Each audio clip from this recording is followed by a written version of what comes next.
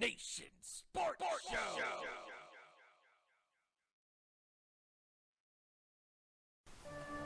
Have you ever dreamed one day of having your name called on draft night, day in and day out, from all the blood, sweat, and tears, perfecting your craft, training, practicing, grinding really hard to get to this very moment in time, chasing your dreams and your goals? All that hard work, that dream, becomes a reality. The wait is finally over, live from Detroit, Michigan. In the Motor City, in Detroit Rock City this Thursday, the 2024 NFL Draft gets underway. Tonight on the Nation Sports Show, we bring to you our final full analysis on where we think the top draft prospects will be selected. Where will the top quarterbacks, running backs, wide receivers, and defensive players be drafted? What shocking trades will take place in this year's draft? And what teams will make that critical gamble to move up in the draft to make a pick that could change the course of their franchise's history? Also tonight, we bring to you our first full recap of the first full weekend of games of the NBA playoffs. Like we say every single week on every single show, it is a great time to be alive, to be a sports fan. It's Tuesday. You know what that means.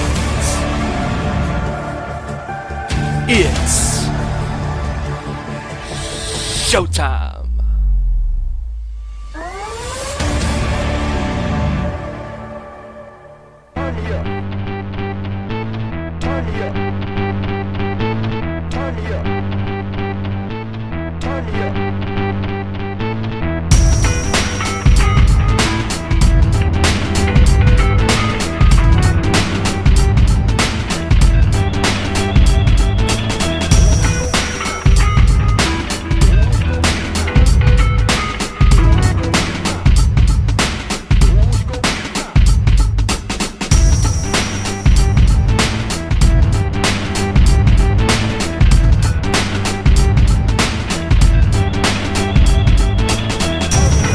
Good up to the court, talking all that is sport, breaking down the latest news, scores, and more.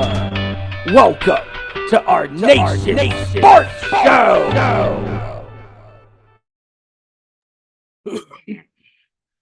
All right, here we are, folks. It's that time once again. It is a Tuesday. You know what that means. When it comes to sports talk, you wanted the best? You got the best. It is our Nation Sports Show. We thank you guys for joining us. I am Ezra Vickery, of course, and we are here to entertain you for the next hour and a half, 2 hours, with a lot of sports talk and a little bit of metal and sometimes pro wrestling tucked in between. Obviously, we got a lot to get into this week with, of course, the NBA playoffs going down and NFL draft this week. Some other news, obviously MLB going strong right now as well. NHL playoffs getting ready to start as well. There's just a lot to get into. And we're going to get all that taken care of in just a few minutes. But of course, the ways you can interact with us are, of course, at Owen_Sports Show on the good old Twitter machine, Facebook.com/Our Nation Sports Show, and Instagram.com/Our Nation Sports Show. Of course, follow us here on the YouTube at Our Nation Sports Show as well. Like, subscribe, share, please, with your friends and family, and tell them about this fun show. And don't forget to follow, of course, the Nation's Corner at the Nation's Corner on the YouTube, Nation's Corner on Facebook, on Twitter, and Instagram at the Nation's Corner. Follow them 7 p.m. Eastern, 4 p.m. Pacific time every Saturday. The guys and gal of our crew talk about all things pro wrestling, and of course, after a busy weekend with Rebellion from TNA, with Dynasty from AEW. And, of course, the week in pro wrestling that started last night with Monday Night Raw. All the way through SmackDown this Friday. They're going to talk about it and everything in between at 7 p.m. Eastern, 4 p.m. Pacific, same time as this show, only on Saturdays. YouTube.com/Nation's Corner. Follow them, subscribe, and share. Also, don't forget to follow at Too Sweet Cosplay. We will be at C2E2 this weekend, Friday, Saturday, and Sunday. March 20 or April 26th through the 28th at McCormick Place in Chicago, Illinois. We will be posting video and photos from that weekend. Like I said, at Too Sweet Cosplay across all of our socials as we prepare to start the con season strong with a bigger booth, badder entrance, and of course our panel and photo shoot on Saturday. And of course, many wrestlers will be there: MGF, Sting, Chavo Guerrero, Samoa Joe, just name a few. And we're gonna have a great old time. So please check us out at Too Sweet Cosplay for all your cosplay and pro wrestling needs. And hit us up if you have any questions on what we're doing. Of course, I believe it's going to be CC 535, if I'm not mistaken, as we'll be located in Cosplay Central. So check us out. All right, enough of that. All right, enough promotion, enough plugging things. Let's go ahead and get to our crew here. And of course, we can't start without our boy here, our local North Carolina boy who's a fan of teams from the ATL. His shirt may say he's the best in the world, but we respectfully disagree. The one, the only, JT, Joey Thornton. What's going on, man? What is going on, everybody? Hope everybody's having an amazing Tuesday night. And man, let me tell you, when I tell you I'm excited, I am excited because we have not one, but 2 drafts coming up in just a matter of days, with the NFL draft starting on Thursday, and then of course the WWE draft starting this Friday on SmackDown and continuing the following Monday on Raw.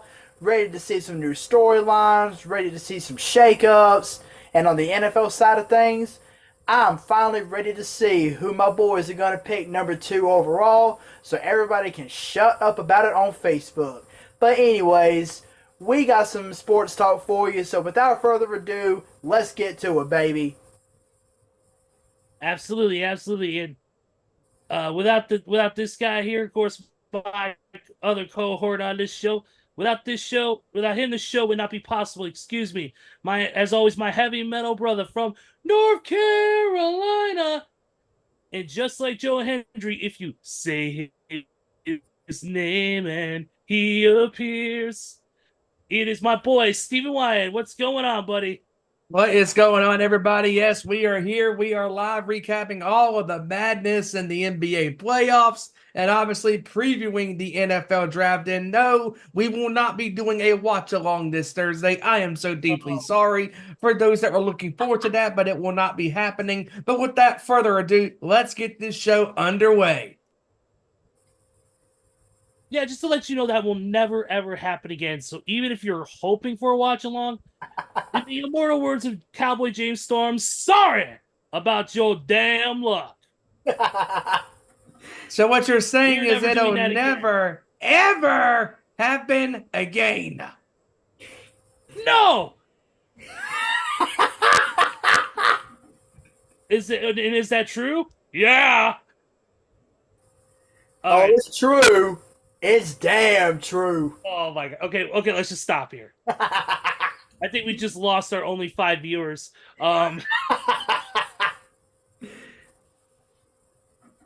Let's move on. Oh, but I love it. We got a lot to get into. Obviously we got the draft and all that coming up.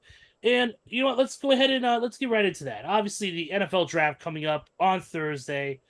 There's a lot of, of course, a lot of questions of who's going where, what trades will be made.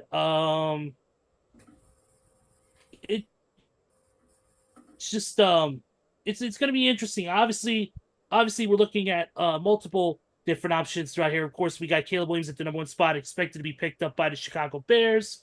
We've got all of sorts of quarterbacks, wide receivers, defensive players. Obviously, some news came out today is that Washington, your Commanders, Joey, are not expected to trade down. This was the buzz, apparently, from league rumors that the Well, good. We don't Commanders. need to. I don't see Because why that was even an it says option. that both you guys, because both you and the New England Patriots have received calls from teams looking to trade up for their number 2 and 3 picks. Oh, I know the the Giants and the Vikings have actually been, or have been two of the teams that's been on the phones. Yeah, absolutely. And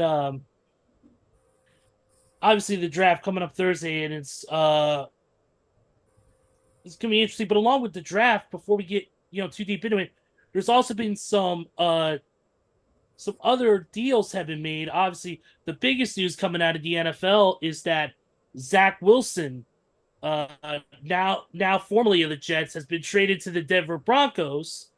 And if I Oh remember my correctly- God, yes. and if I remember correctly, the terms of the deal are, I believe it is, the Jets get a 6th round pick and Denver gets a 7th round pick in this year's draft. And then also they're splitting the rest of the money that Russ was going to make this year, which is $5.5 million. So $2.75 million are going to be taken from each team to cover the rest of Russell's guaranteed money for this upcoming season. See, in regards to this trade, Exactly. I'm not sure who is the ultimate loser of this trade. I'm not sure if it's the Broncos for landing Zach Wilson, or the fact that the Broncos owner, after literally pulling off the trade, he's like, well, now that we got a quarterback, we may not use our first round selection on another quarterback. Yeah, you got a quarterback that absolutely sucks. I mean, you got Zach Wilson as your starting quarterback right now, and you're saying that you're not going to use your first round draft pick on a quarterback because you like Zach Wilson? Give me a break. I don't know what to tell you on that one. It's insane. But look. Obviously, Zach Wilson, he's not had the best string of luck per se with his career. Unfortunately, he's dealt with issues on and off the field. Obviously, he's been made fun of. Cougar Hunter, blah blah blah, all that shit. So, it sucks too, because at the time, a lot of people thought he was going to be an elite quarterback, a really good quarterback at that. And it just seems like maybe in the environment he's in, maybe the coaching, it just seems like he's regressed. And unfortunately, now he's going to be bounced around. And it starts now with Denver. But like you said, each team, swapping picks and getting in, and also having to shell out money to pay for the rest of Zach's contract for the rest of his guaranteed money on his contract for the remainder of the year. And obviously it's chump change. $2.75 million. That's nothing compared to, whether it be the situation with the Raiders with McDaniels, where they owed him $18 million at the end of his when they got rid of him. So it's nothing compared to that, or having to pay Bobby Bonilla for fucking 20 years. No. Or whatever the case may be.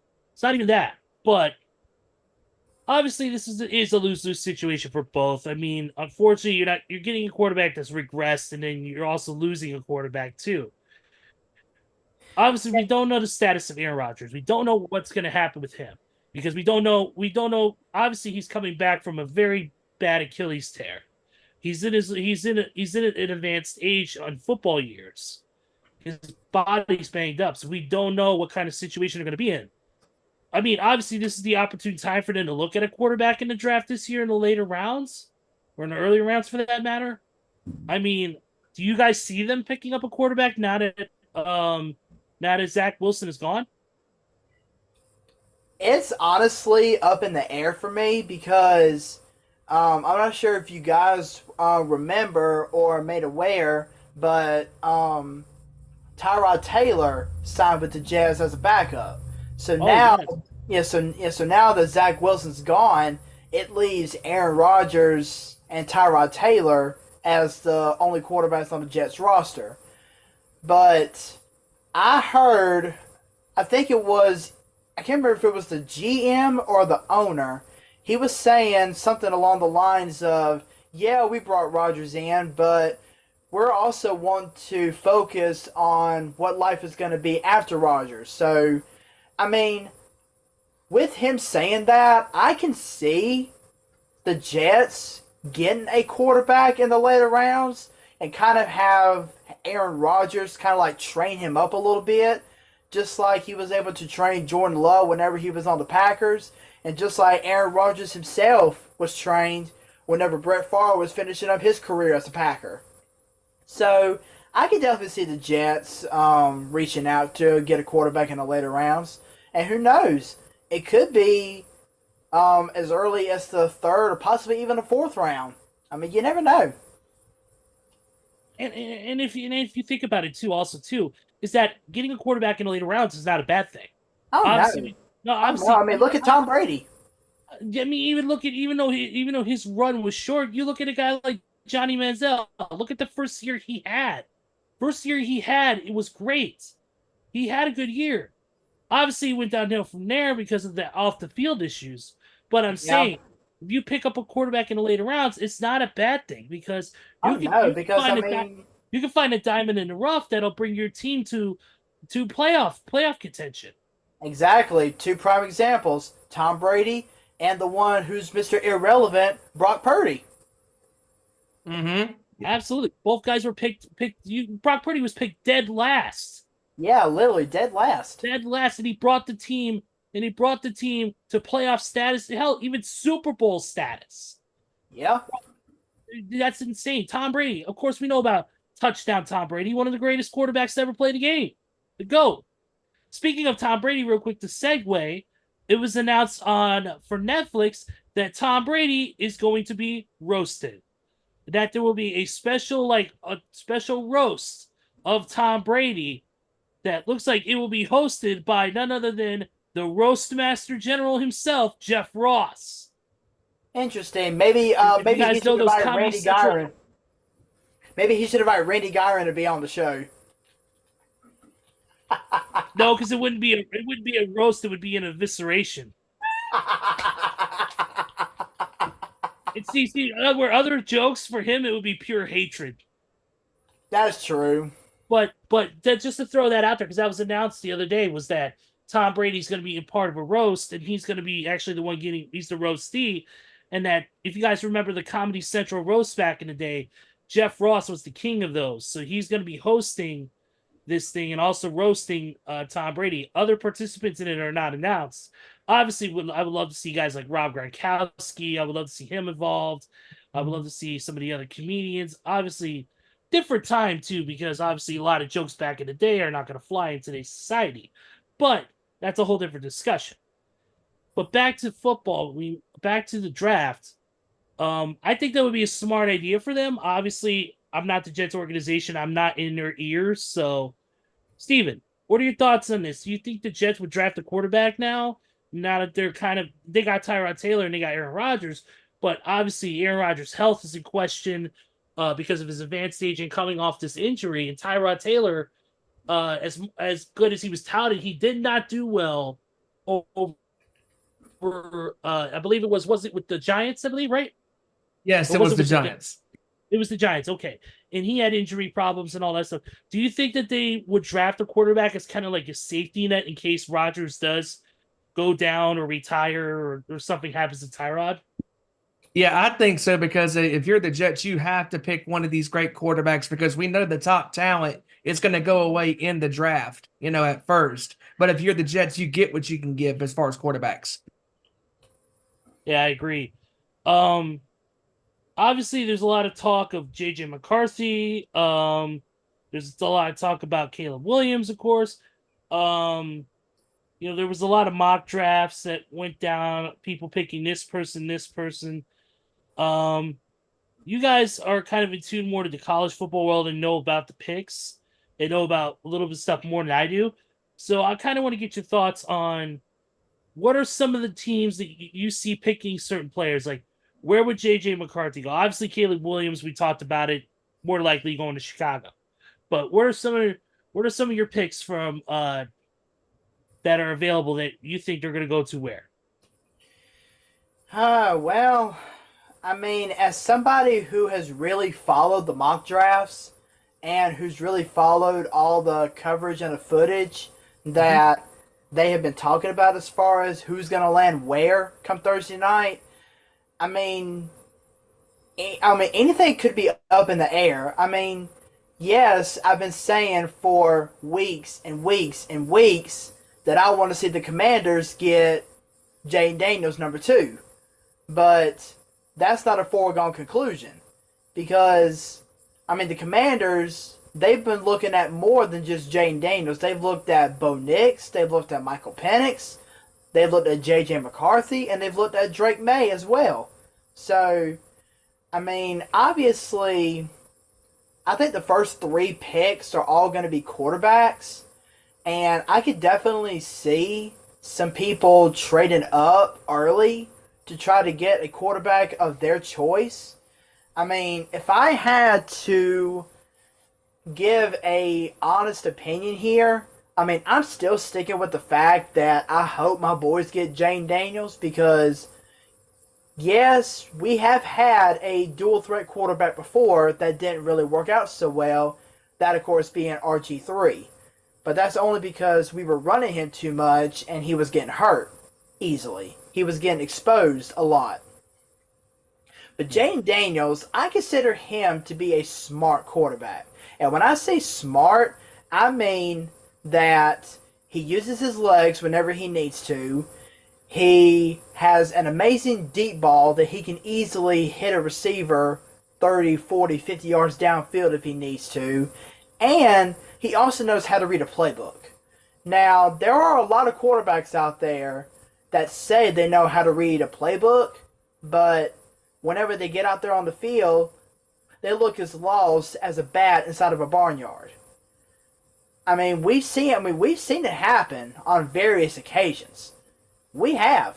I mean, take a look at some of the quarterbacks that have gone near the top who have turned out to be absolutely nothings.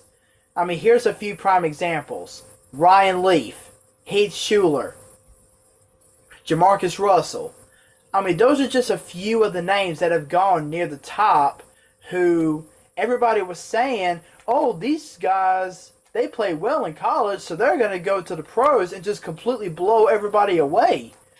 Yeah, they blew everybody away, all right, as in blew the fans away from the stadiums to where nobody could watch it because of how bad they sucked.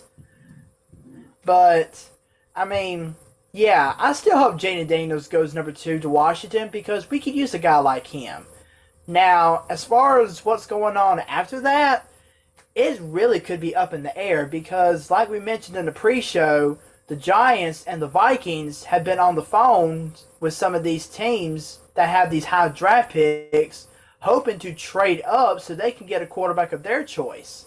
Because, I mean, Minnesota has been linked really highly to Drake May.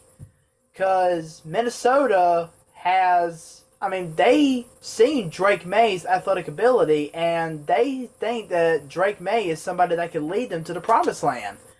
Now, whether that's true or not is another story for another day. But you got all these top quarterbacks who, come Thursday night, they're finally going to be donning the NFL jerseys of the team that drafts them. And finally, this whole talk about these mock drafts and everything like that will finally be put to rest. So, I mean, whether it's Caleb Williams, whether it's Jane Daniels, Drake May, J.J. McCarthy, I mean, we could see somebody even traded to the number 4 spot that is currently owned by Arizona right now. And yes, Arizona is looking to draft a wide receiver with their first overall pick, and they've been linked to one of the best wide receivers in the draft right now, that being Marvin Harrison. But you also got to take a look at Malik Neighbors, who was Jaden Daniels' top target when they were both at LSU. So, I mean, and the Chargers, I believe they own the number 5 pick. So, they could be looking to draft a receiver. So, I mean... And if you're the Chargers, you have to go out there a wide receiver. You have to, because you trade away Keenan Allen to the Chicago Bears. You let Mike Williams walk for chump change. So, who else do you have? Exactly. Nobody. Nobody. So, if you're the Chargers, then you need to go after a wide receiver. And maybe this is why they traded away Keenan Allen and let Mike Williams walk. Maybe they're looking for a fresh start for Justin Herbert. But, I mean, we still got a couple nights away before this NFL draft takes place. So, whether teams make trades, whether they stick to their picks, we'll just see what happens come Thursday night. Yep, absolutely. Stevie, you have any thoughts? I mean, it's pretty cut and dry, when it comes to this draft. I mean, you got the Vikings who need a quarterback. You got the Broncos. I mean, they need a quarterback, but they claim they got their quarterback, which is a crock of crap, as we all know. And if you're the Chargers, you got to get a wide receiver. And, I mean, obviously, I agree with you, Joey. I think that Jaden Daniels is going to go to Washington. I think, there's going to be a lot of interesting picks happening in this draft. Yep, I agree. And especially with the fact that that Chicago Bears GM Ryan Poles has said that they know who they're picking number one, and it's very fitting that the Bears only hosted one quarterback, which was Caleb Williams, and ironically enough, Williams, his only visit to an NFL franchise was to the Chicago Bears. So, just saying. Yeah, absolutely. Real quick, want to give a shout out here to William, Gyron, and Randy, both in the chat tonight. What's up, William and Randy? How you guys doing tonight? What's up, gentlemen? William says Maserati Mark to the Panthers. Ha. And then Randy put Jamarcus Russell's playbook was empty, said he read it from front to back. And then he put Jaden Daniels to. He does have a point. Yeah, he also put Jaden Daniels to the Raiders. Not gonna happen, dude. Sorry. But yeah, I mean, like William in the chat said something about the Carolina Panthers. If I'm the Carolina Panthers, I need to look after an O-line. Like O-lineman needs to be priority number one for them. But of course, knowing David Tepper, he's going to spend their first round or spend their first draft pick on somebody or on a worthless position that they don't need. Because Tepper doesn't know how to run a franchise to save. And I'm going to call it right now. I think the Panthers are going to be the worst team in the draft. Come on, Steven. How can you say that about your favorite NFL team? Wrong. Oh, you know we're right, brother. Come on now.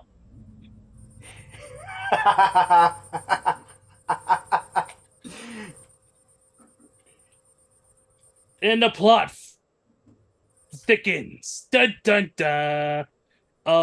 Broncos out of other NFL news, Broncos have picked up the fifth-year option on Pro Bowl cornerback Patrick Surtain for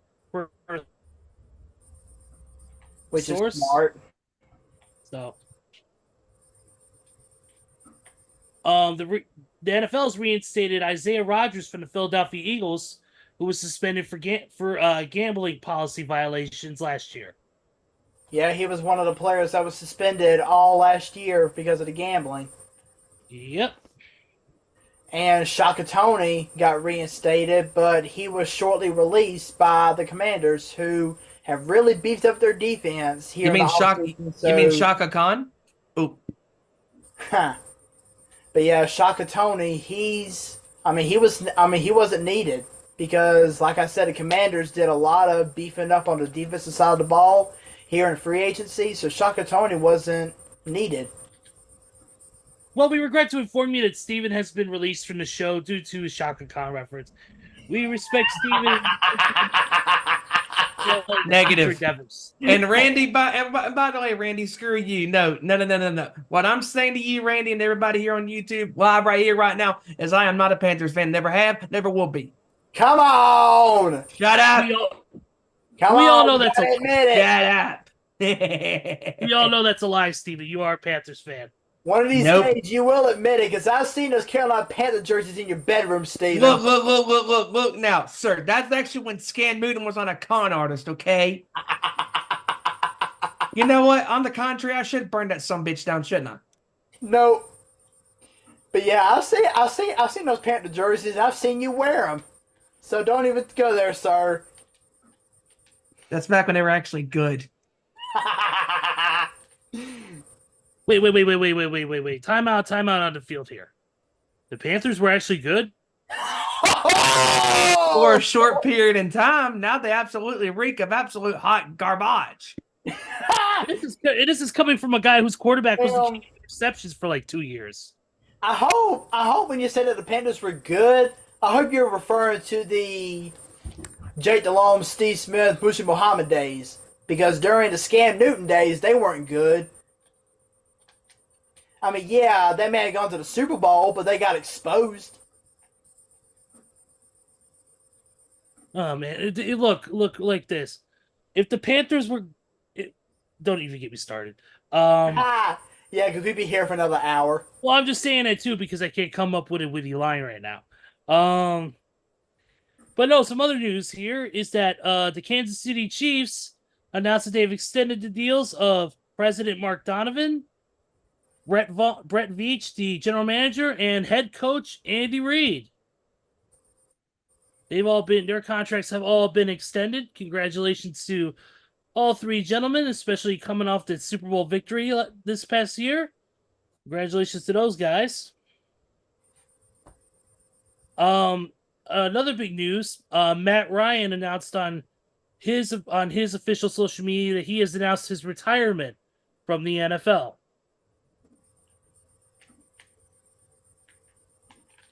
And you know what? And I've heard that his retirement will take place on March 28th of next year. Oh, no, you didn't. Reverse the numbers and you get it.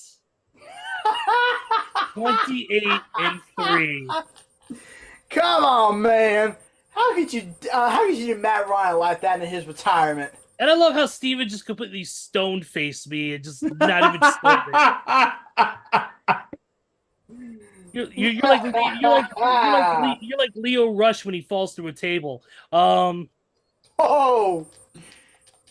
sorry, we love Leo Rush here. Also, real quick, in the world of the NFL, there's obviously a lot of stuff going on with the draft. But let's see here. Obviously, the other day, yesterday, I believe it was. Yeah, yesterday was the 20 years since the passing of Pat Tillman.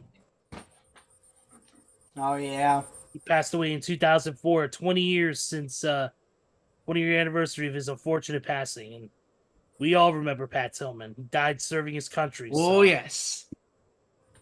Yeah, but every year we remember him and the ultimate sacrifice he made.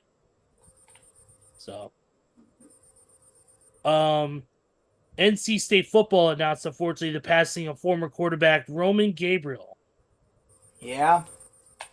He was a legend for State for many years, as well he was really renowned for his days with the Oakland Raiders, and I think there was another team that he did really well for, but I can't remember right off the top of my head right now. Yeah. Also, unfortunately, two other passings we got to note. ESPN researcher and producer Howie Schwab passed away at the age of 63. Okay. He had been in poor health. This was a couple days ago that he had passed. It was announced by several of his longtime friends. You guys remember Stump the Schwab for 4 seasons? Oh, yes. That was one of my favorite sports shows of all time. Yep. He was, unfortunately, he's gone now at just the age of 63. Also, too, Bill Bill Tobin, former GM for the Indianapolis Colts, the Indianapolis Colts. He was also a starting player in the old AFL. Oh, wow. Fortunately, he passed away, I believe, at the age of 82 or 83 years old. So, some sad news, unfortunately, coming from that. Going from that sector. Let's see. CJ Moore has been reinstated as well for the Detroit Lions after violating the gambling policy, and he's eligible to sign with any team now.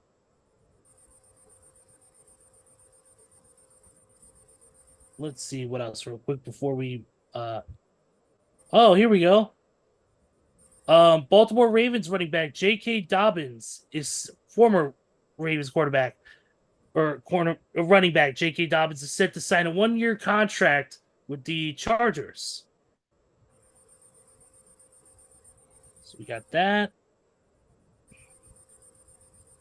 Oh, and Albany football lost somebody of their own, young former student athlete, Mitchell A.J. Simon.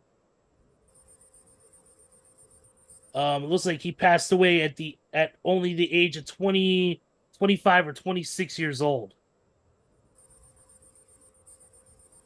If I'm reading this right. Yeah. Very unfortunate. Congratulations are in order to Woody Page, of course, from Around the Horn. He was inducted into the Colorado Sports Hall of Fame. Oh, wow. Of course, Woody known for his witty little board things on Around the Horn if you watch it on a daily basis. Also, too, the Bears have hired former Chiefs executive Ted Cruz as a special advisor to the president and CEO and chief administrative officer. And also as well this week for the draft, it was announced that Pat McAfee, who of course will be covering the draft, will have a special draft analyst with him to cover it. And that analyst, none other than the legend himself, Mr. Bill Belichick. Whoa. Wow. Randy's favorite coach.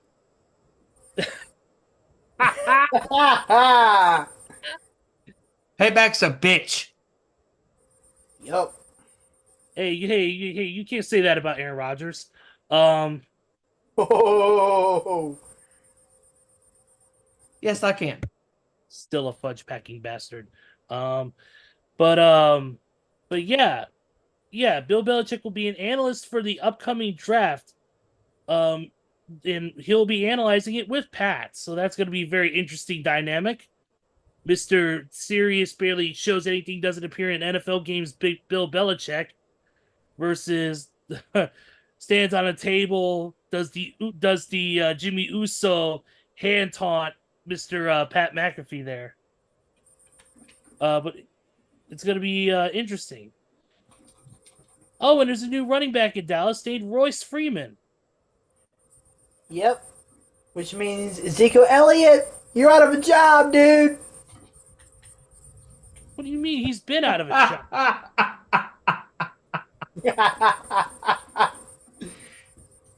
The only job he's to have is collecting money in the Salvation Army. Maybe Zeke can go join the Dallas Cowboys offensive line coaching staff. Whoa, shit. Hey, unlike Joe Hendry, and just like in real life in games, you say his name and he doesn't appear.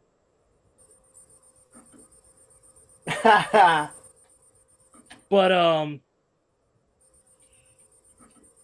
let's see. That's pretty much it in the world of the NFL as far as big news goes. Anything else you want to talk about before we move on? Think I'm good? I think I'm good. All right, let's move on to the NBA. And of course, the NBA playoffs have begun. Obviously, we had several play-in matches. We had that big matchup last night. But I believe it was between you were talking about it, Steven. It was between who last night? I'm trying to remember. It was the Nuggets and the Lakers, and obviously the first game was the Knicks and the 76ers. Well, you talked about the cold-blooded killer known as Jamal Murray, who sank a last-second shot. Oh, yeah. Yeah, but he put that shot up with some confidence. Yep, absolutely. Looking back at the games now, I'm pulling it up. Let's see.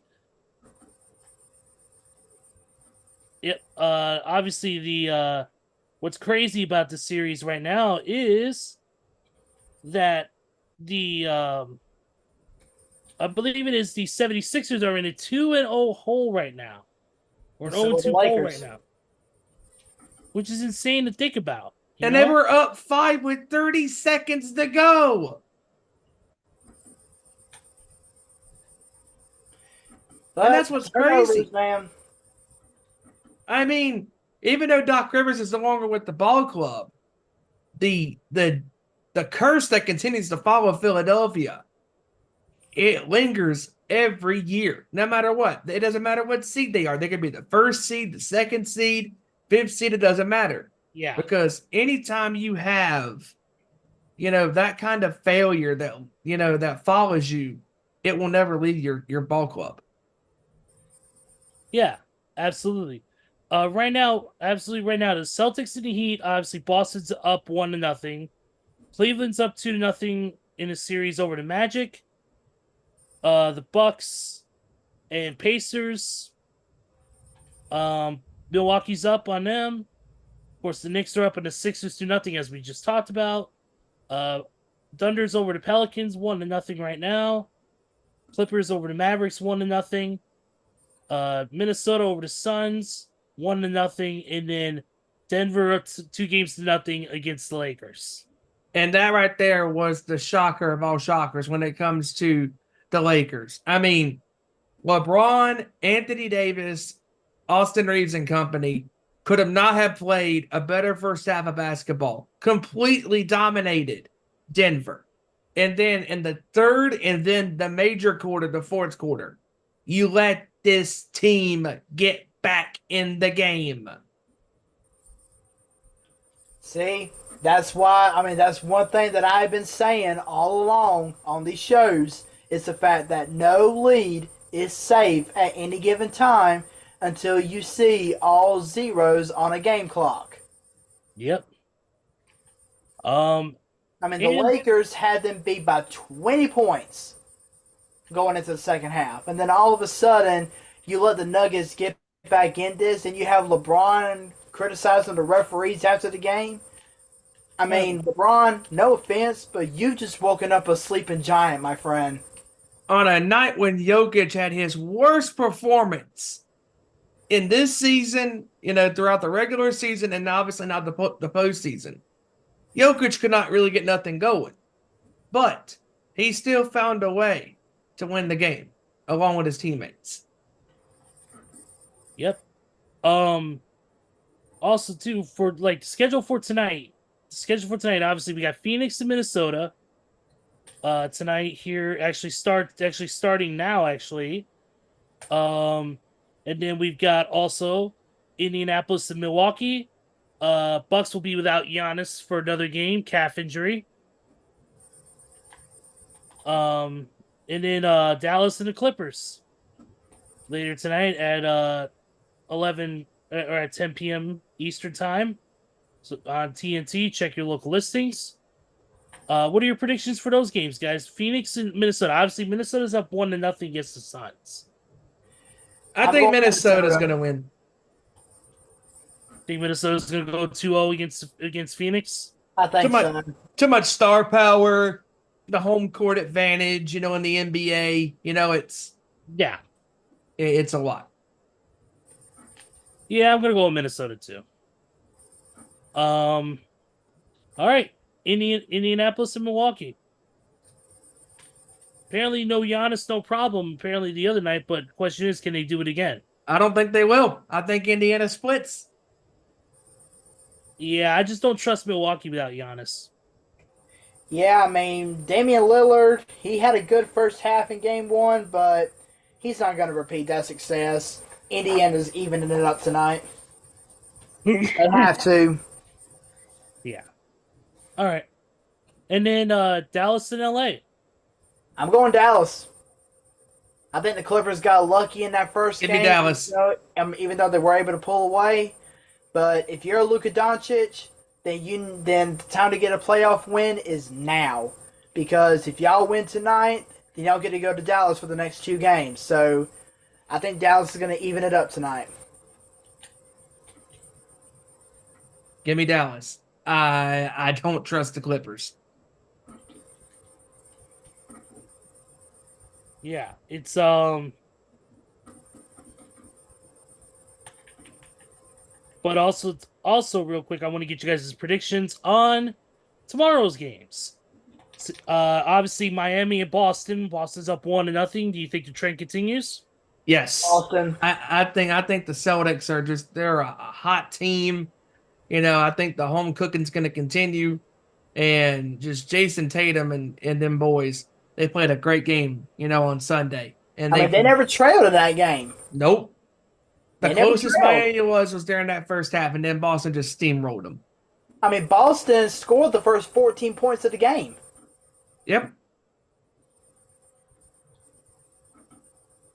All right, I'm gonna go with Boston as well. Yeah, I think it's just too much. I think it's just too much star power, all that stuff. So,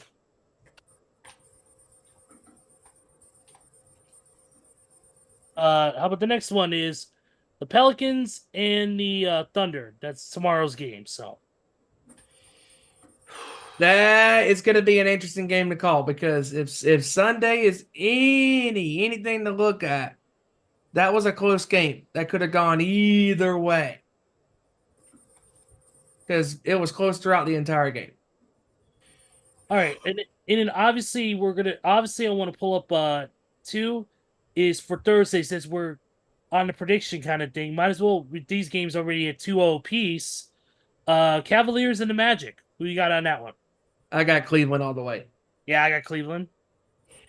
I'm actually going to go against the grain, because now with the series shifting to Orlando, I think Orlando's going to find a way to get in the win column at home. Ooh. Okay. Could happen. Okay. Next one, Knicks and the Sixers. Do you think Sixers bounce back? I don't trust Philadelphia. I don't think so. I think the Knicks are just too good. And that's the crazy thing is the Knicks is a team that has very little to no star power. They don't have big name players. They don't have the LeBrons of the world. They don't have the Giannis's of the world. They have just regular players, great players, and that's all you need. And they're proving that.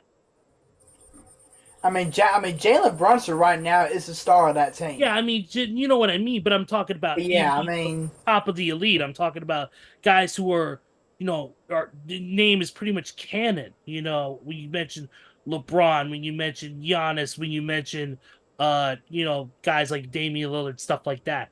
But to me, that's a team that's built more on just overall grit and determination. And I still see the Knicks, dominating Sixers, because Joel Embiid's coming straight off injury and all this stuff. And, the team is just not at their peak yet. And then Nuggets and the Lakers, obviously. I'm going with the Nuggets. Nuggets. Give me Denver all the way. All right. Well, we got a little predictions there for the NBA playoffs for the next round or so. Of course, Giannis will not be playing tonight, game 2. He is out. Let's see here. Also, it was announced today that Tyrese Maxey has been named the 2023-24 Kia NBA Most Improved Player. All right. Congratulations. He set career highs in scoring, 25.9 points per game, 6.2 assists, and 1 steal while making his first All-Star game. Yep, and while I got it pulled up here, tomorrow they're going to be announcing the Kia 6th Man of the Year award. The night after that, they're going to be announcing the Kia Clutch Player of the Year award. And then April 28th, which is Sunday, they're going to be announcing the NBA Coach of the Year. Oh, we never went over. You know what we didn't do? We never went over the finalists. Well, that's because they weren't No. announced until like just a few days ago, I believe. All right. Well, let's go over the finalists. Let's go over the finalists right now. Let's do it. Since we got the time. Yeah, but I actually got them all pulled up right here. I do too. Obviously, We'll say the MVP talk for last. yeah, that's what I'm going with. Of course, we got tomorrow or Thursday NBA Clutch Player of the Year: Steph Curry, DeMar DeRozan, and Shai Gilgeous-Alexander. I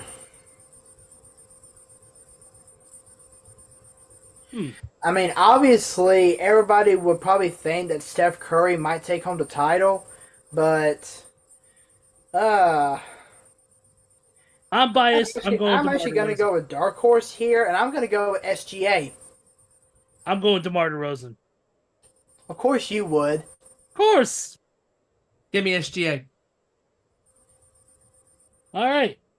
Here we go. Sixth Man of the Year: Malik Monk, Bobby Portis, and Naz Reid. I'm going to go with Malik Monk. That's a Yeah, tough one. Yeah, give me Monk. By the way, that was a great TV show. On USA. Here we go. The Kia NBA Rookie of the Year: Chet Holmgren, Brandon Miller, and Victor Wembanyama. Wembanyama, not even a chance. Wembanyama by a long shot. I'm going Wemby. As the kids say, by a country mile. If kids are still saying that, they need to be checked. That phrase is older than Bill Belichick's playbook. Hell, that phrase is older than the Mongrovian Mike. What are we talking about? Oh. The one show I wasn't going to burn him, you decide to.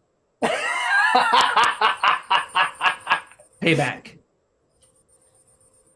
He's gonna slap you so hard. Next time he sees you, he's gonna slap you so hard in the chin, it's gonna knock the bottom of your beard off. You're gonna look like Vinnie Paul. I guess he'll ask me, can you give me 5 minutes alone? Very much. All right, Kia Defensive Player of the Year: Bam Adebayo, Rudy Gobert, and Wemby again.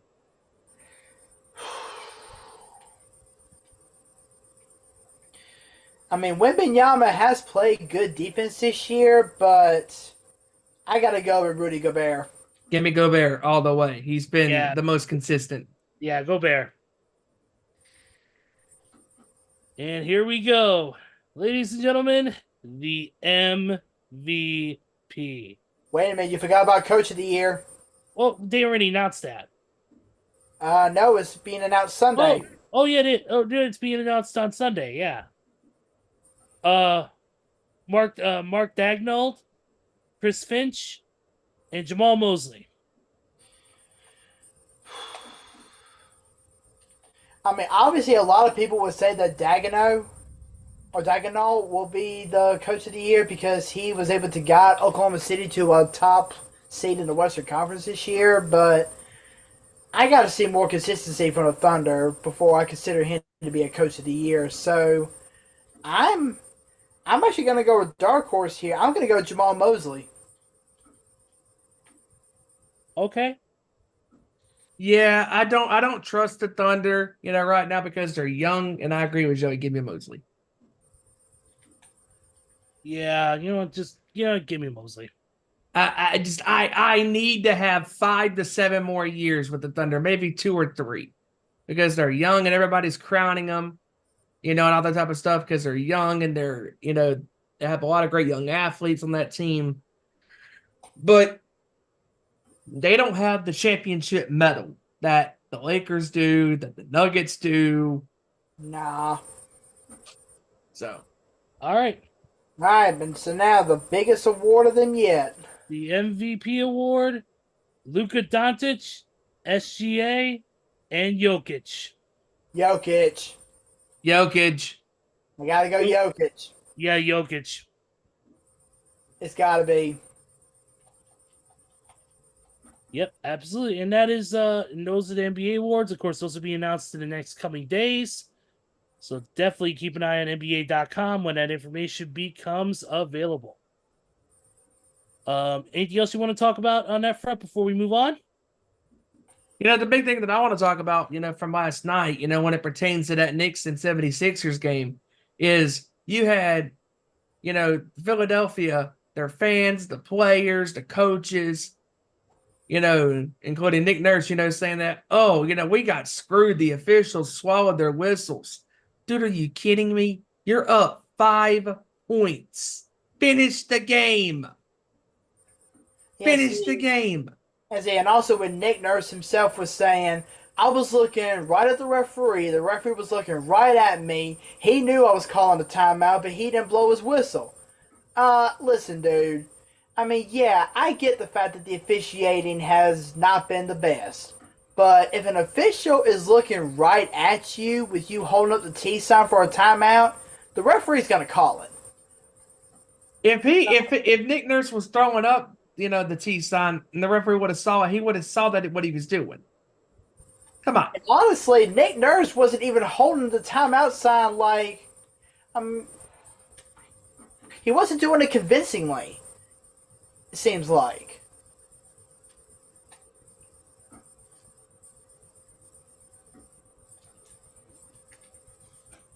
Yeah, absolutely. There is I mean, is that it with the NBA discussion for now, guys? Or do you have any more thoughts or opinions on the playoffs?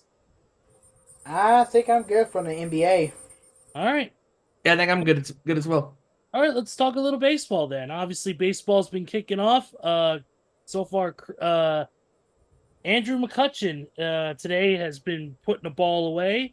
He hit a leadoff home run, welcoming a rookie pitcher, Tobias Myers, with a solo shot out to the center field or out into the bleachers. So Andrew McCutchen going out hot.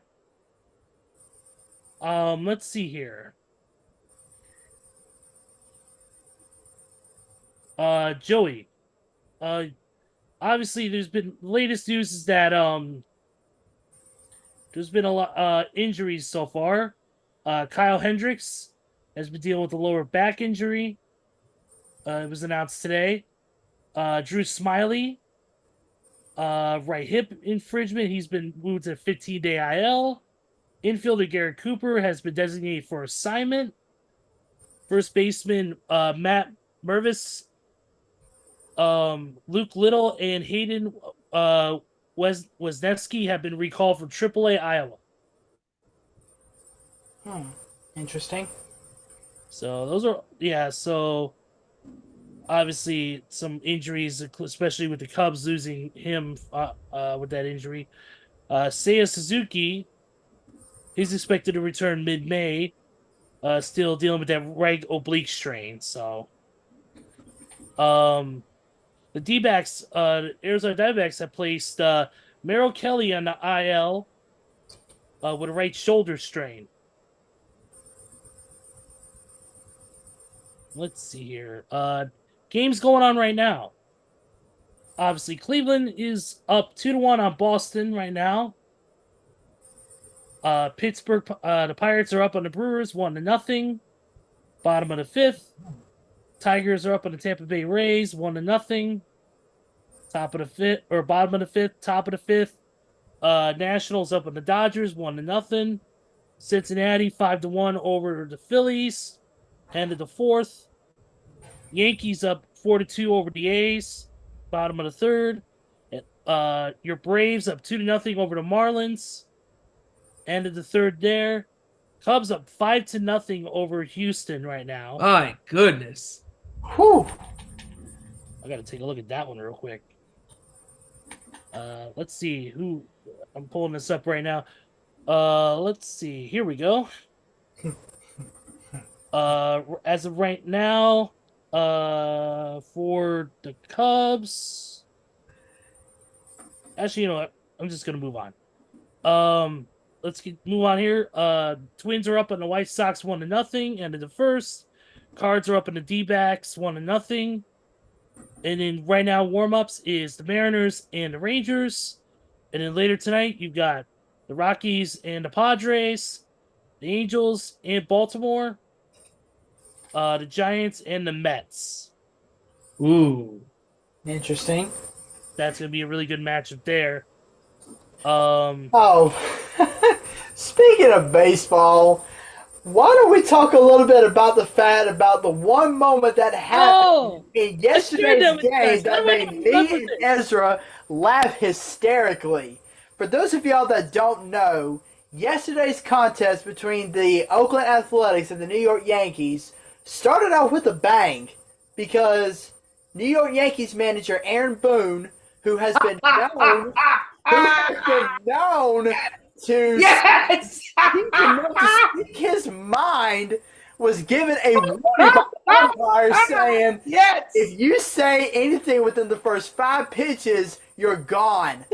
5 pitches in, a fan that's sitting behind the dugout yells something at the umpire. The umpire thinks it's Aaron Boone and he ejects him. I'm like, what? It's a guy in a what is not even 5 pitches. He told the umpire if you yell at any of us today, you will be ejected, no questions asked, because we're tired of you doing it. But the fan 5 pitches in, a fan yells something behind the umpire automatically assumes that it's Aaron Boone, takes off that face mask, and ejects him without question. Oh my God. Aaron Boone's like, what the fuck? I didn't do anything. That guy said it. A fan said I didn't say anything. He's arguing with him now, arguing with the umpire, trying to tell him, hey, that fan said something. I didn't say a damn thing. Tremendous. Absolutely tremendous. I mean, honestly, at this point, Aaron Boone's going to break the record for most career ejections. He's going to put Tommy Lasorda, Bobby Cox, and what's the other manager? Golly, who's that other manager? Lou Piniella. He's going to put them 3 to shame. Oh my God. Just insane, dude. And Earl Weaver, Earl Weaver was another one. Yeah. Oh man. But going back to the NBA real quick, I do want to bring this question up to you guys about last night when it comes to when Jamal Murray was going up the court and he was getting ready to shoot that jumper. Now, first of all, I really loved how Jokic signaled to Mike Malone, hey, we're not going to call a timeout. Let's just free flow. Let's just go right into the next play. I absolutely love that because it keeps the Lakers off balance, because by them not calling a timeout, they were able to run a play kind of like in a no-huddle situation. And, and the question that I have for you guys is, if you're the Lakers and you see that this team is driving down the court, and they're getting in position for a shot, would you have fouled Jamal Murray before he took the shot? Because Jamal Murray just pulls up, steps back, boom, jumper. Fade away. Because I heard the Nuggets and I heard the Nuggets announcer saying, why aren't they fouling? Why aren't they fouling? Well, the Lakers may think they're being smart by not fouling, but honestly, Jamal Murray is one of the sharpest free throw shooters in the game. So I guess it kind of makes sense that they didn't foul, but at the same time, it's not always a guarantee that he's going to make the free throws, just like it's not a guarantee that he's going to pull up from 18, 20 feet from the wing and make a basket. Every NBA shot is subject to being measured as far as or amount of success from that spot on the floor.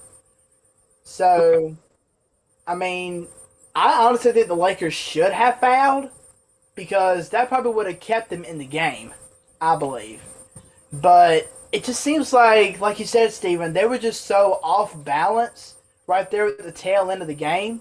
I mean, they were getting off balance as the Nuggets kept inching closer and closer and closer until eventually the Nuggets surpassed them with that game-winning buzzer beater. Because the likelihood of them not making a shot, with the foul, with them fouling, Jokic or Murray, the likelihood, because I think they had a foul to give, if I'm not mistaken, because it would have been the first in the last 2 minutes.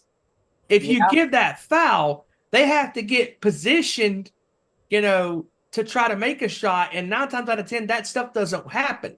When you flow right into a play with no timeout, you can get set better as far as making the shot.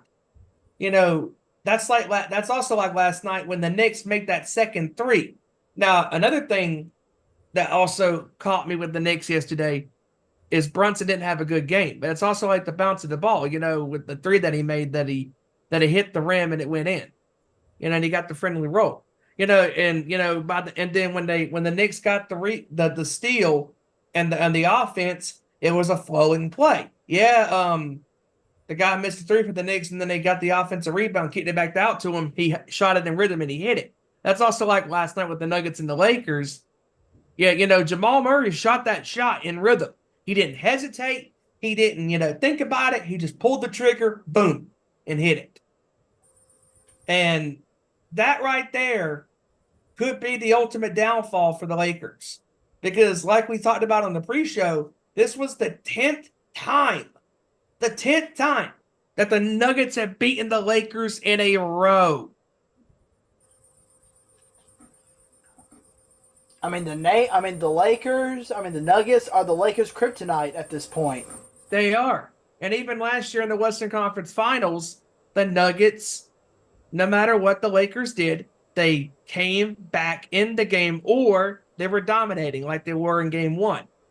And even though they're going away, my money's still on Denver, no matter what. For sure.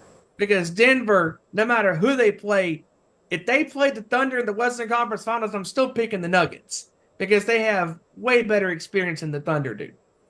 Absolutely. And Stephen A. said it on First Take this morning when he was talking about this Nuggets-Lakers series. He basically said 2 words. It's over. It's over. And I believe it. LeBron still had over 20 points. And Austin Reed still had a good game. Anthony Davis, decent game. But you had Jokic have his worst performance in the playoffs in a long time. That ain't going to happen twice. Nope. And, like you guys were talking about earlier, LeBron bitching about the referees. Dude, you just pissed off a sleeping giant. Exactly. And, and as far as, these playoffs are concerned, even though the first couple of days were kind of lopsided, at least the last couple of days have sure enough made up for the lackluster first couple of games. Yep, I agree with that. Definitely.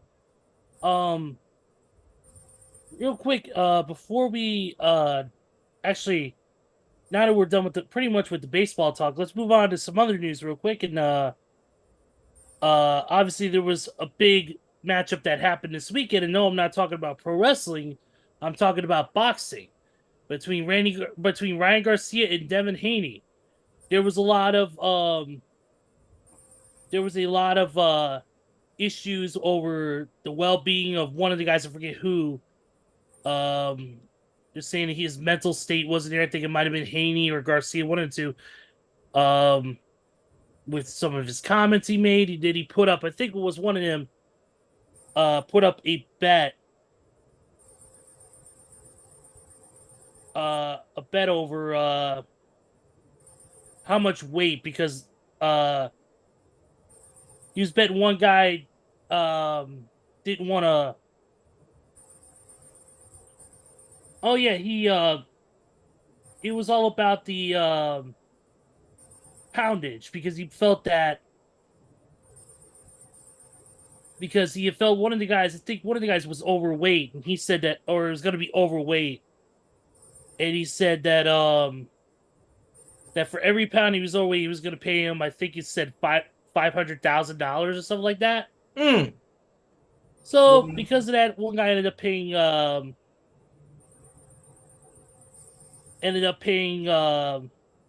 like $2.5 million.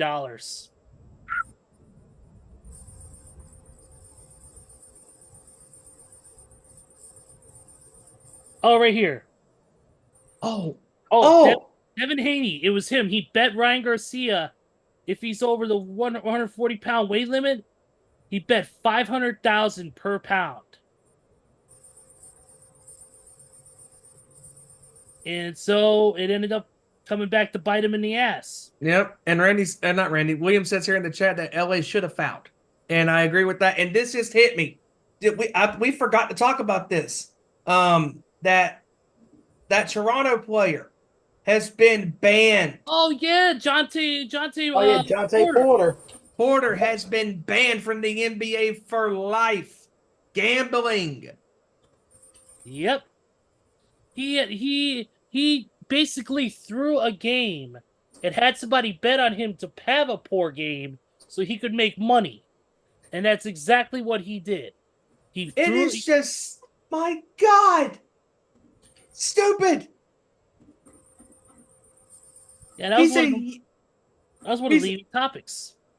Yeah, he's a young athlete, and to do that, you just threw away your entire professional career. I mean, he didn't really have much of a professional career, anyways, because he was only playing like 2 or 3 minutes a game. Yeah, but still, I mean, you're a professional athlete. You're still getting out there and playing. And it ain't 25, 30 minutes, but still, you're out there playing. And I mean, he even placed a bet for him or for his team to lose a game. How shitty is that? What the hell? It's unbelievable.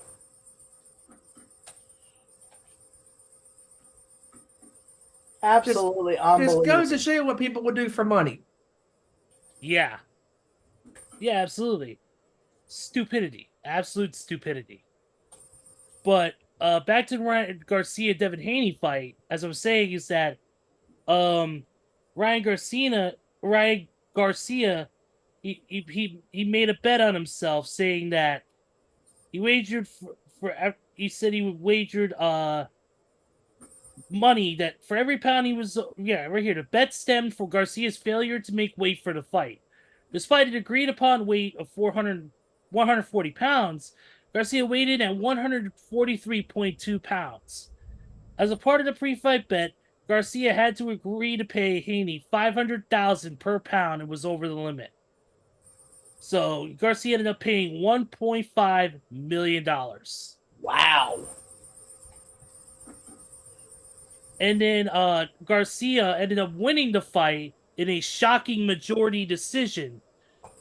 He knocked Haney down 3 different times. He took control, wow. But he won a shocking majority decision victory. That was the talk of this weekend in the world of combat sports. And speaking of combat sports, and this ties into wrestling, Josh Barnett announced the card for his upcoming Japan version of Bloodsport called Bloodsport Bushido.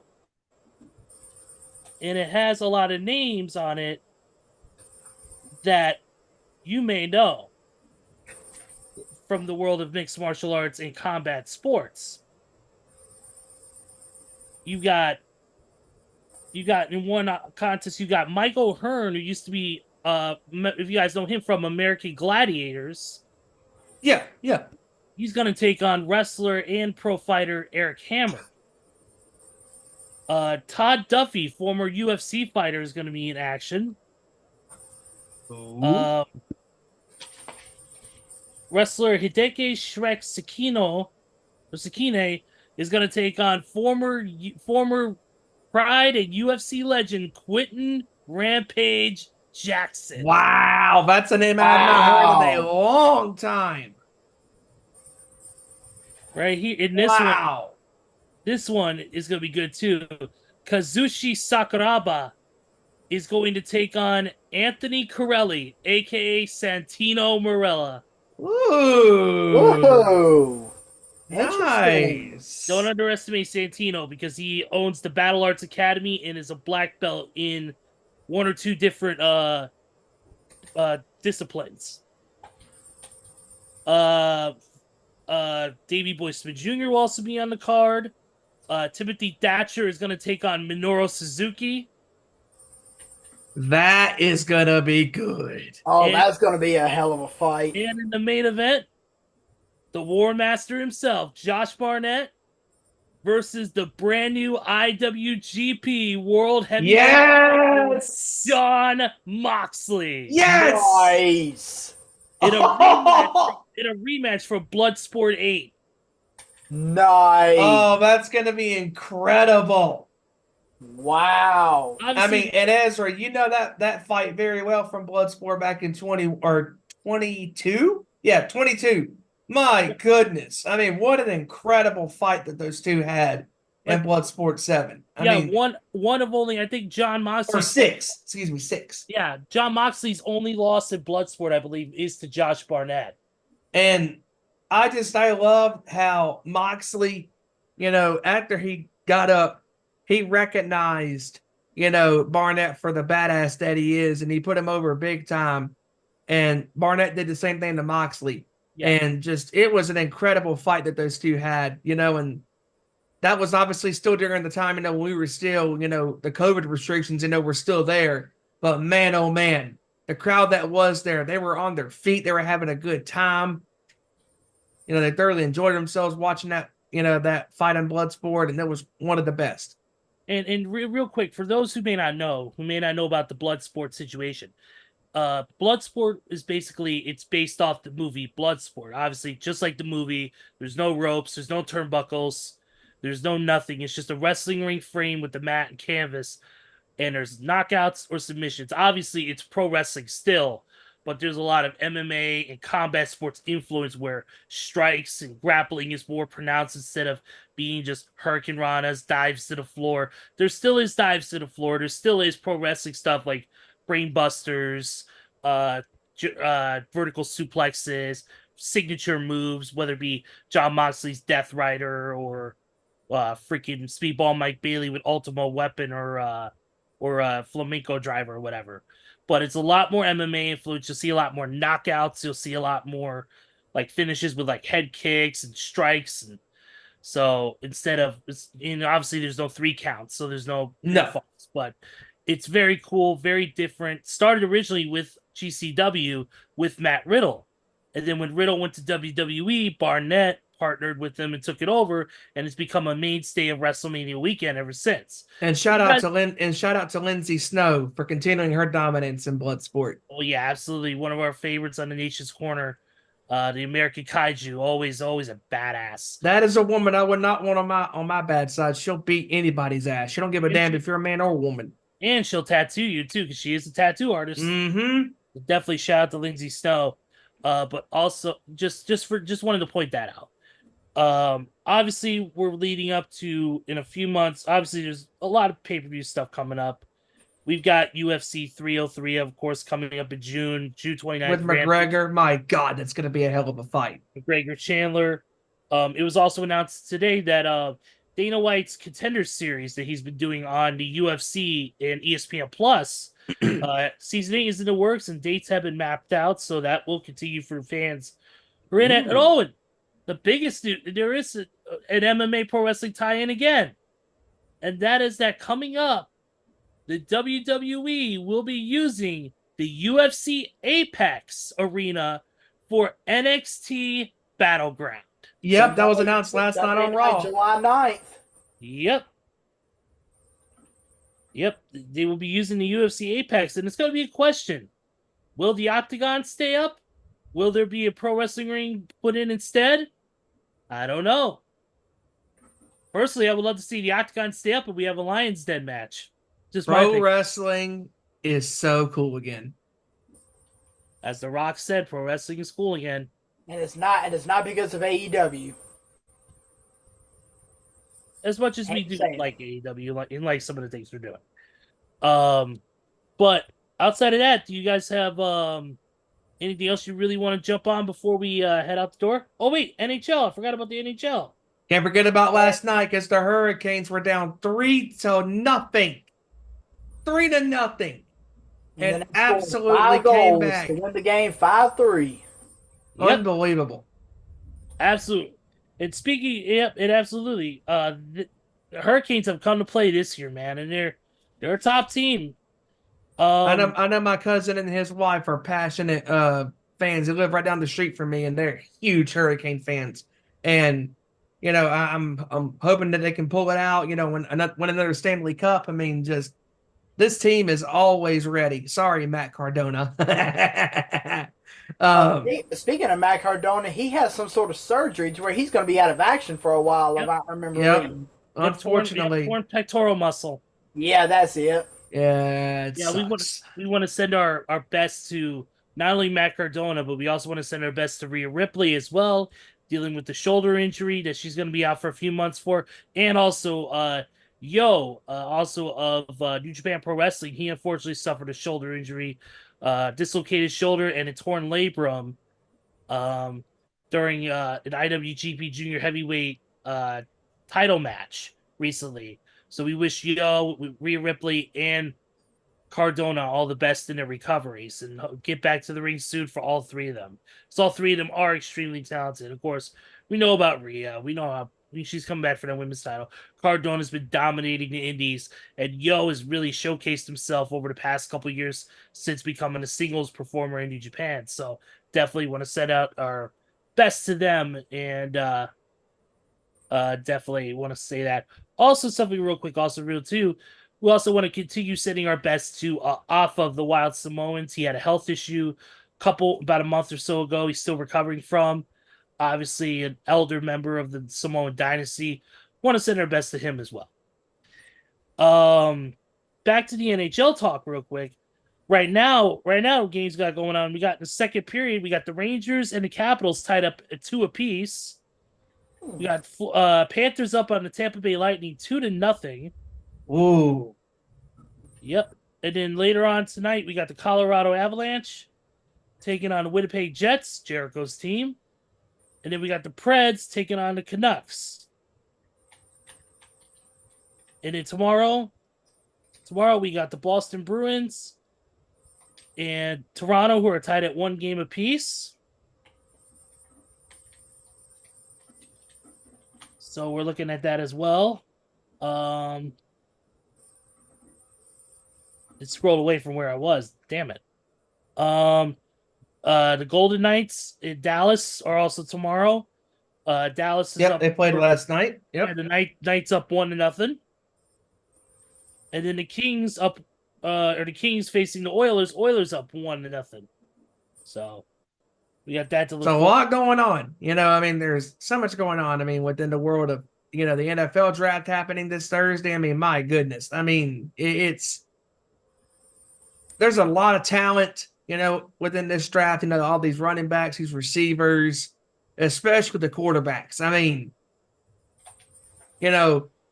Like if you're the Jets, and like we talked about it about an hour ago, like if you're the Jets, what do you do?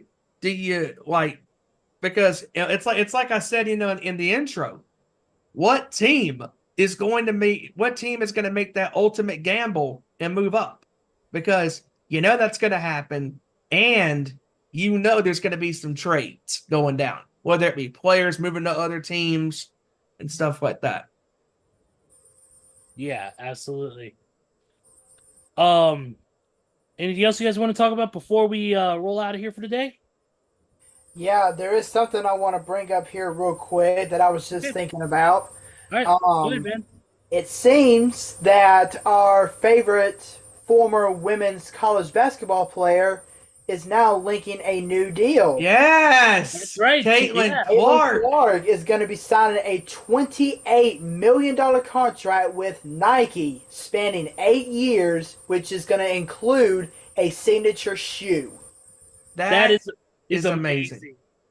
Jinx, you owe me a Coke. Just unreal. Caitlin Clark, she is going to bring back the popularity for women's sports. I mean, Oh yeah. and she already has at a collegiate level, but now that she's a professional athlete, the attendance, numbers on Indiana's games, and thank God ESPN will be showing those games because it's not just the men that are good. Also the women are good too. When you look at the women that were drafted in this WNBA draft, I mean Angel Reese and obviously Kate Martin, Caitlin Clark's teammate, and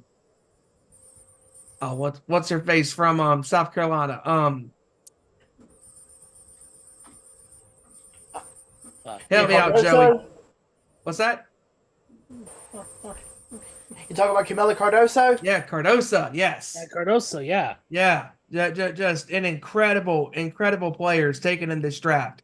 And it will be kind of interesting to see what happens down the line because, I mean, Vegas got some good picks and obviously Indiana got their player that they wanted, and down the line, we'll see what happens. And it's about time that women's sports get recognized.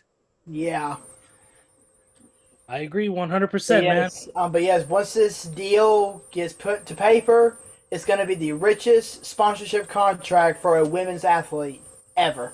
Wow. That right there is making history, folks. Yep. I agree. Anything else? I think I'm good. Oh, yeah. One more thing. The Broncos, you are fucked. Dun, dun, dun. I mean, congratulations, Denver. You absolutely could have not have picked the worst quarterback to join you. I mean, oh my God. I mean, Joey, you called me yesterday and you said, did you not hear who got traded? I said, no. You go, Zach Wilson. I said, to who? He said, the Broncos. And all I did was just bust out laughing. Yes, you did. And I'm just sitting there going, oh my God. Oh, wow. Oh God.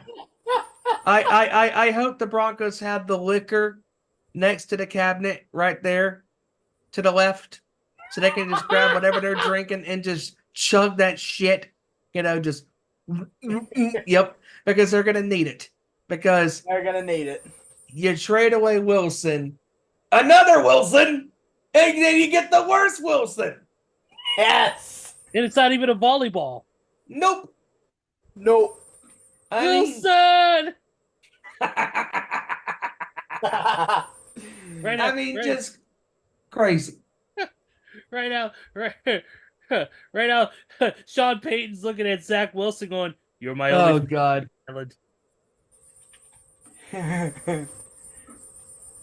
Wow. Of course, I had to throw in a Castaway reference for no reason, but whatever. All right. Well, one thing I do want to touch upon real quick, we don't talk about rock music on this show primarily, but we do have to talk about this. Congratulations to the newest inductees in the Rock and Roll Hall of Fame. Yes, that is true, man. Let's real quick. Obviously, congratulations to Peter Frampton. Congratulations to the Ozman, Ozzy Osbourne, man. Congratulations. And it's about damn time. Foreigner. Also, we want to say congratulations to Cher. Even Mary J. Blige, we'll give it to her because of the way the Rock and Roll Hall of Fame is. You know what? Let it go. And obviously, A Tribe Called Quest has been on a ballot for years, and they're finally getting into. Also, the MC5. Also, and Dave Matthews Band. Dave Matthews Band as well. Also, MC5. Jimmy Buffett, the late great Jimmy Buffett. Jimmy Buffett and MC5 will be a part of the Musical Excellence Backdoor Award, basically. Yeah. And then also, too, on that is going to be Dionne Warwick, famous songwriter, singer as well. So and I could not be more happy, mainly for Frampton and for Foreigner. I mean, I can't complain. Now, the only complaint that I do have is that Ozzy is going in when none of his band members being included in the induction.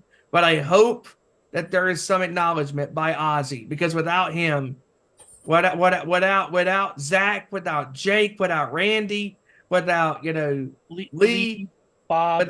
Bob. I mean, anybody you can think of that's been in and out of that band. Ozzy has always had great musicians surrounding him.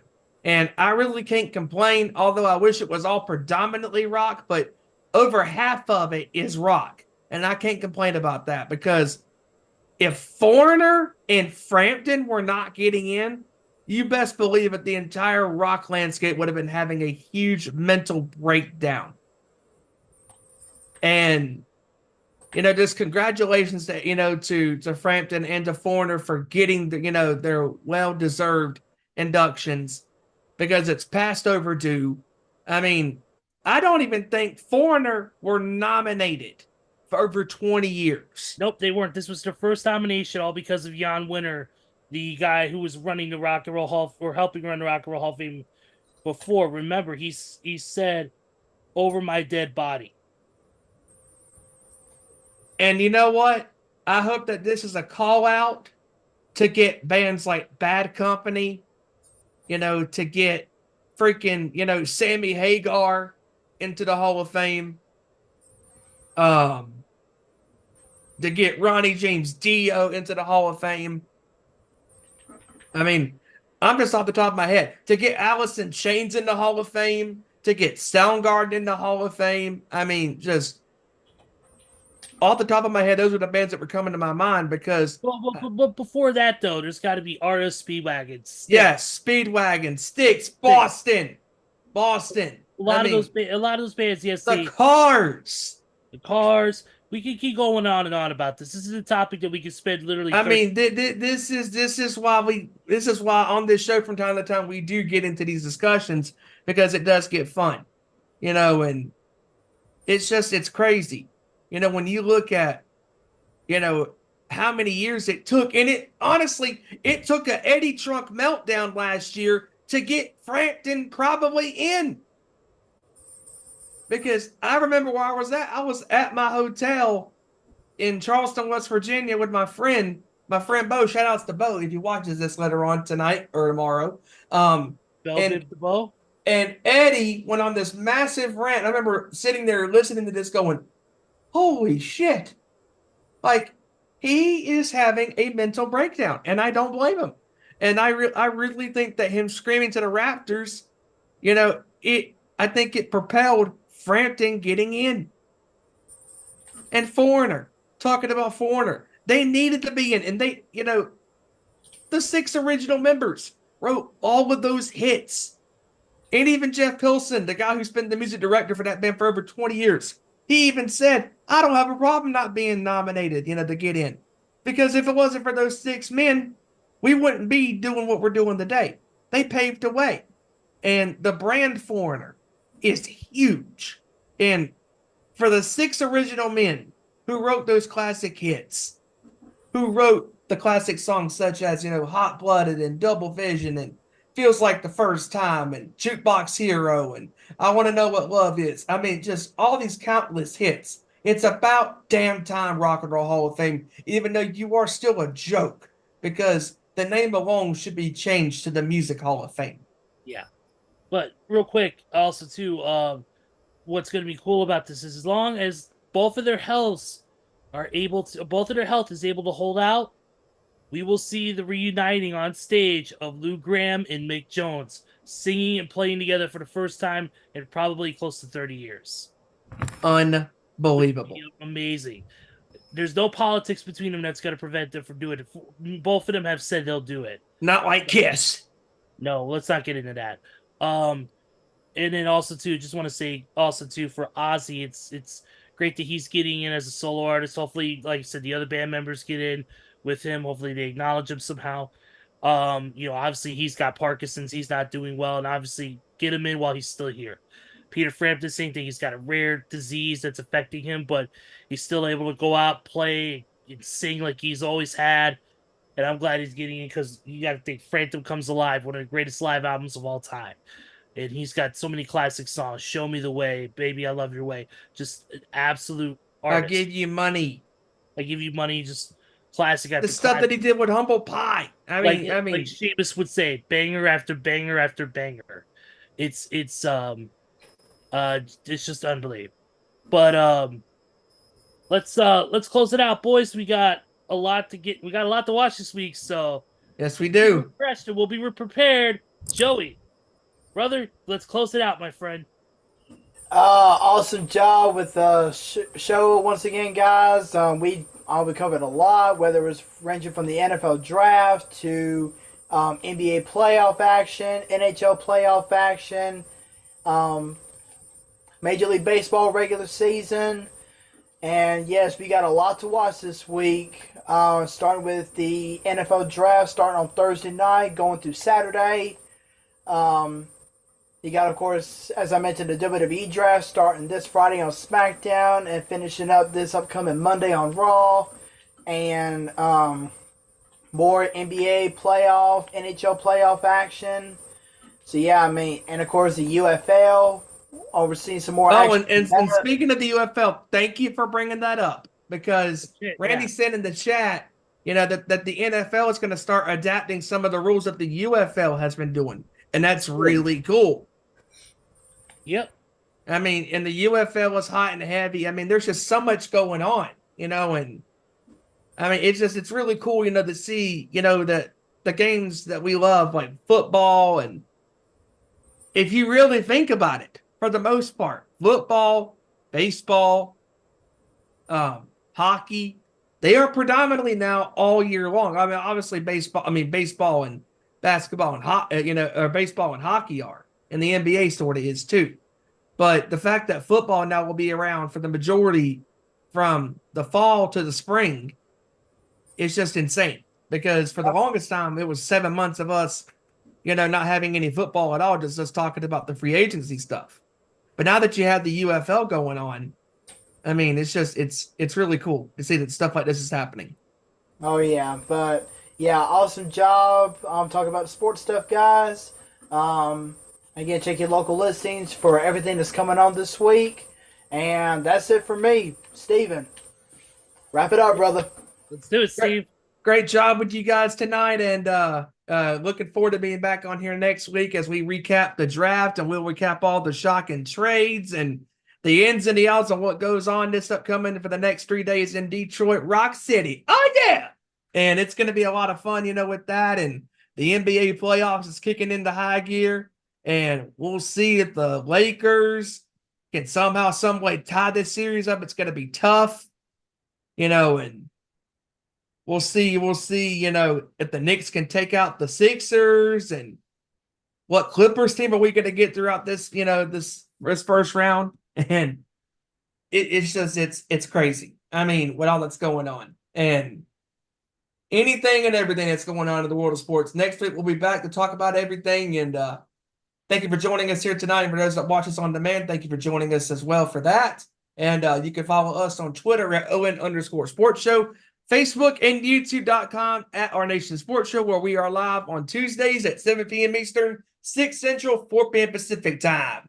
And also at the Instagram at ON Sports Show. And you can also follow the Nation's Corner on Twitter at Nation's Corner, Facebook at Nation's Corner, and where they are live on YouTube on Saturday nights at 7 p.m. Eastern, 6 Central, 4 p.m. Pacific. And be sure to join the guys and gal as they recap the beginnings of the WWE draft, and that happening as well, and also recapping AEW Dynasty from this past Sunday, and obviously Dynamite is tomorrow. And I thought overall, real quick, I'll give my thoughts. I thought Dynasty overall was a pretty solid pay-per-view. It will be interesting to see what comes out of this. I'm happy for Swerve, him winning the championship, being the first African-American champion in AEW. And obviously, you and I were thinking this, Ezra. We were thinking that Jack was going to show up, and he did. And it'll be interesting to see what the follow-up with that is, because when you got a live microphone situation in hand, you never know what's going to happen. And, I thought Pac and Okada was really good. Oh, yeah, that was one of my favorite matches of the night. Oh, yeah, that was one of the best. And obviously, the match of the night, the American Dragon, Bryan Danielson, and the Aerial Assassin, Will Ospreay, had arguably the match of the year. And just it delivered and then some, and just an incredible match by these two. And be sure to check out the show this Saturday. Like I said, Nation's Corner live this Saturday at 7 p.m. Eastern, 6 Central, 4 p.m. Pacific. And with that being said, Ezra, wrap us up, my friend. Absolutely, my man. It's been a great show. Awesome to do it with you guys again. Thank you so much to everybody watching. Whether you're watching live or on demand, we appreciate your support. It's going to be a crazy week in sports as we continue on with the NBA playoffs, the NHL playoffs. Obviously, we'll discuss the results of the NFL draft. Of course, it's wild this week in the world of sports, and we're gonna cover it all next Tuesday, 7 p.m. Eastern, 4 p.m. Pacific, as always. So we thank you all once again. And with that being said, for Kevin Rory, for Joey Thornton, for Randy Guyard, for Stephen Wyand, for everybody out there who listens to the show, we appreciate you. I'm Ezra Vickery, and we will see you next week for another great edition of our Nation Sports Show. Take care, everybody. Have a great week, and we will see you all next time. Same YouTube channel. Peace out. Have a good day.